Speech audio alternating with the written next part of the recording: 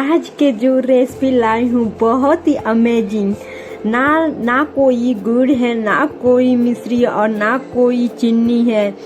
इसमें कुदरती मिठास है और बहुत ही टेस्टी बनने वाली ऐसे एक से बढ़कर एक डलेगी सामान, जो कि आप ऐसे लड्डू बना हुआ एक लड्डू खाएंगे तो हमें हमेशा फिट रहेंगे। ऐसा लड्डू जो कि खाने के बाद सेहतमंद रहे शरीर।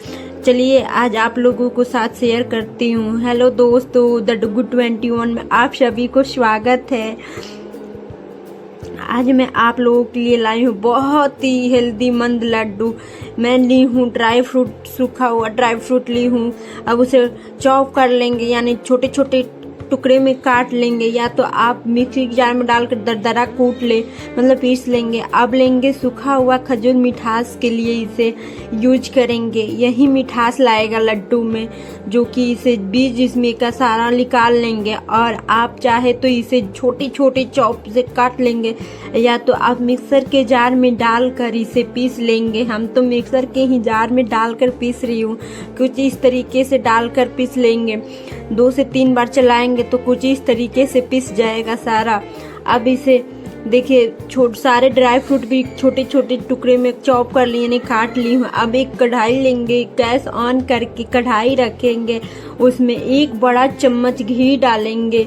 देसी घी यूज करना है इसमें।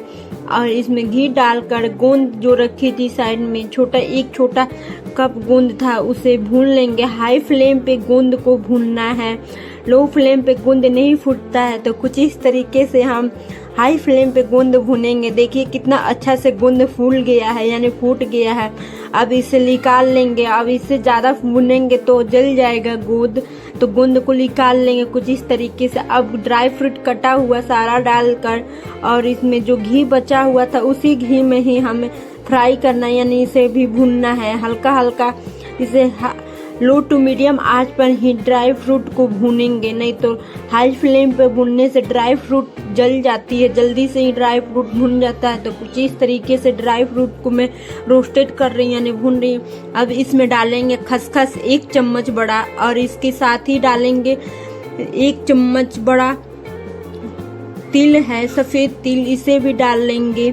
और इसी के साथ डाल देंगे ब्लैक सीड, यानी तीसी डाल देंगे। अब इसे हाई फ्लेम पे 1 मिनट के लिए भून लेंगे और निकाल लेंगे जल्दी से, नहीं तो ये भी जलना स्टार्ट हो जाता है जल्दी से ही।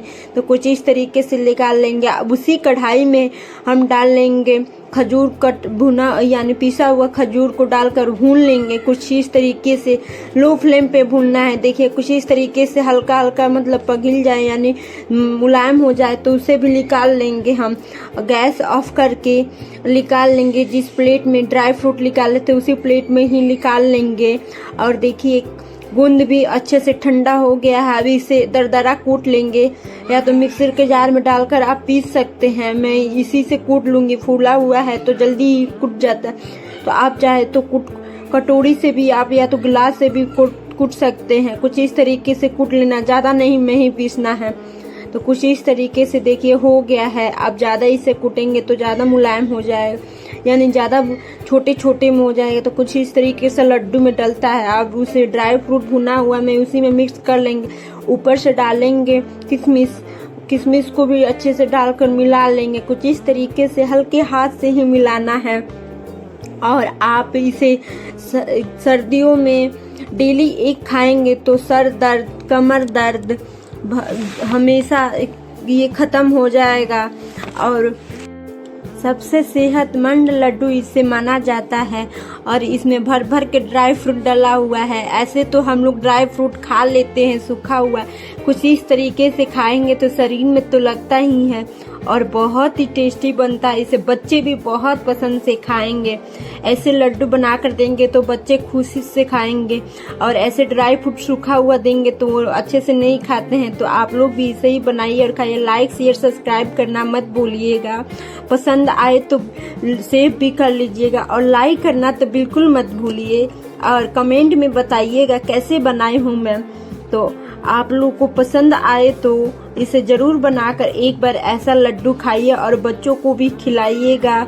और राधे राधे आप सभी को।